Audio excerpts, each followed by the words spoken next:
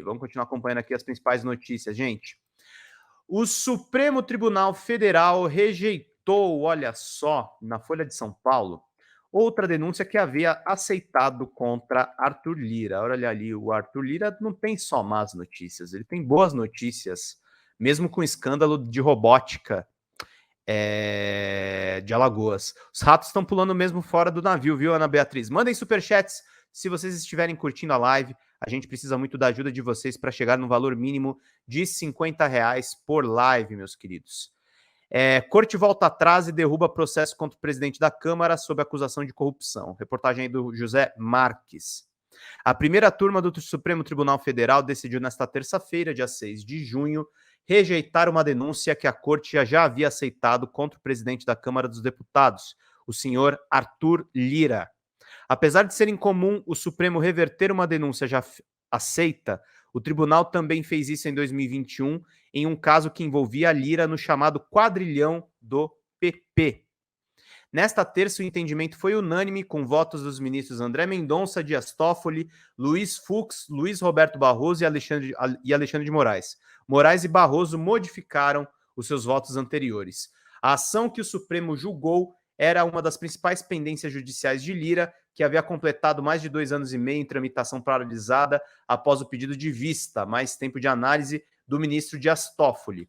O Supremo já tinha maioria contra Lira, mas os ministros permitiram que André Mendonça apresentasse um novo voto em substituição ao do seu antecessor, o ministro aposentado Marco Aurélio Mello, que beneficiou o presidente da Câmara.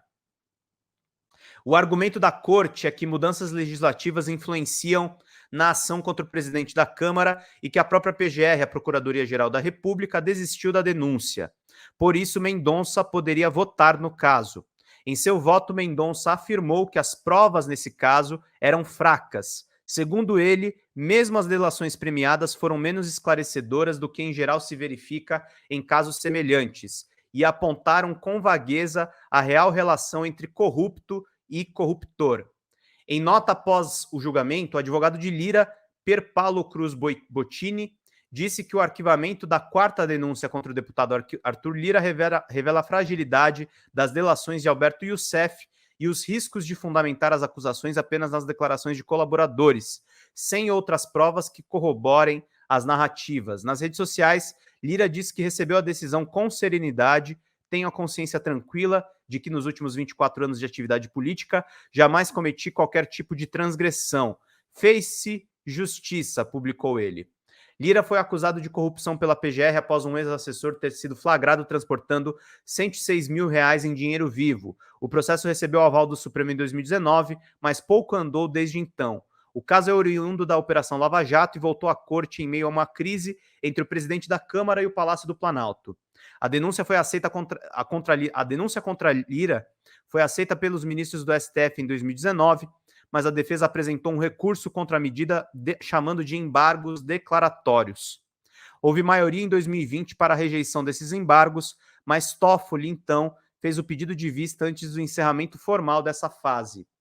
Em abril passado, a PGR, já sob o comando de Augusto Aras, voltou atrás e pediu ao STF a rejeição da denúncia que ela mesma havia apresentado contra o presidente da Câmara. A vice-procuradora-geral da República, Lindor Araújo, citou a ausência de justa causa com a ressalva em hipótese do surgimento de novas provas. Lindora usou como argumento a nova legislação do pacote anticrime, sancionada em 2019, e o novo entendimento do STF sobre a insuficiência para sustentar a abertura de ação penal de depoimentos de delatores, os quais não estejam acompanhados de elementos de comprovação. A defesa de Lira também afirmou ao Supremo que a denúncia tinha por base apenas a palavra de um delator e apresentava inconsistências e fragilidades. Após o recebimento da denúncia, a lei foi alterada e o processo não pode ser mais aberto com base apenas na narrativa do delator. Esse é um dos fundamentos do recurso apresentado, disse a defesa do presidente da Câmara. Então é isso que rolou. O voto de Mendonça em substituição de Marco Aurélio e a mudança de entendimento de Moraes e Barroso, que haviam votado contra o recurso, modificaram o placar. Moraes afirmou que mudou o voto porque a denúncia recebida antes do pacote anticrime tinha narrativa inicial embasada em relatos de delatores. Se tirarmos a delação e tirarmos a rejeição da denúncia pela PGR, não vislumbro justa causa para o prosseguimento da ação, disse o ministro. Além disso, a própria Procuradoria já afirmou que permanecerá inerte numa eventual produção probatória. Barroso seguiu o entendimento, penso que seria um formalismo excessivo nós não admitirmos a manifestação do ministro André Mendonça e a mudança de posição da Procuradoria-Geral da República à vista de uma mudança legislativa. Na denúncia contra Lira, a então Procuradora-Geral da República, Raquel Dodge, pediu a condenação de Lira por corrupção passiva, delito com pena prevista de até 12 anos de prisão. A peça também incluía o crime de lavagem de dinheiro, mas os ministros rejeitaram esse enquadramento. A apreensão do dinheiro com então assessor parlamentar Jaimerson Gomes Amorim ocorreu em fevereiro de 2012, quando ele tentou embarcar em um voo no aeroporto de Congonhas, transportando a quantia nas roupas e junto ao corpo. A passagem aérea tinha sido comprada com um cartão de crédito de Lira e, de acordo com a investigação, os dois trocaram mensagens e telefonemas no dia do episódio. A PGR concluiu que o dinheiro transportado pelo assessor consistia em um pagamento feito por Lira a Lira por Francisco Colombo, então presidente da estatal CBTU, Companhia Brasileira de Trens Urbanos, para se manter no cargo. À época, a companhia integrava a hierarquia do Ministério das Cidades, comandado pelo PP no governo Dilma Rousseff. O Ministério Público usa na acusação, entre outros indícios, os depoimentos da delação do doleiro Alberto Youssef, pivô da Lava Jato, para estabelecer o elo do dirigente da CBTU com o Lira. Francisco Colombo morreu em 2014. Um dos elementos de acusação eram os registros de dezenas de visitas do então presidente da estatal ao escritório de Youssef em São Paulo. Lira também frequentava a sede das empresas do doleiro. A denúncia também afirmava que há um registro das chamadas frequentes entre o deputado e o então dirigente da CBTU na época da apreensão do dinheiro.